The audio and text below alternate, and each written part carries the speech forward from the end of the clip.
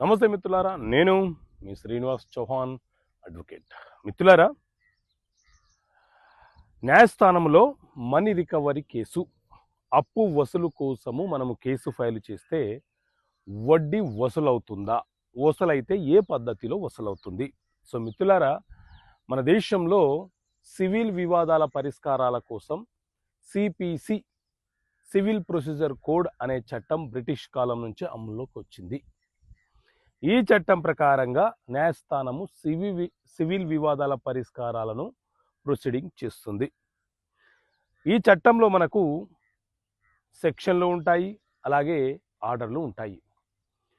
మొత్తం 151 సెక్షన్స్ ఉంటే సెక్షన్ 34 ఏం చెప్తుంది అని అంటే, ఎవరైనా సరే ఒక వ్యక్తి అప్పు తీసుకొని తిరిగి అప్పిచ్చిన వ్యక్తికి చెల్లించకపోతే అప్పిచ్చిన వ్యక్తి 3 సంవత్సరాల లోపు మనీ రికవరీ సూటు ఫైల్ చేసుకునే వెసులుబాటు అతనికి ఉంటుంది.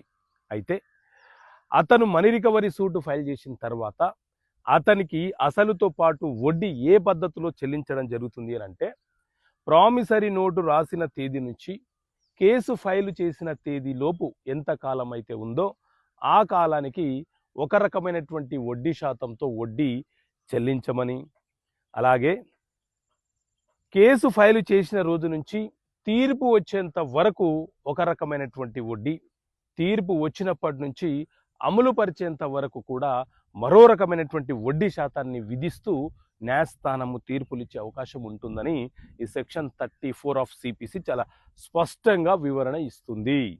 ఓకే మిత్రులారా, థ్యాంక్ యూ. జై హింద్.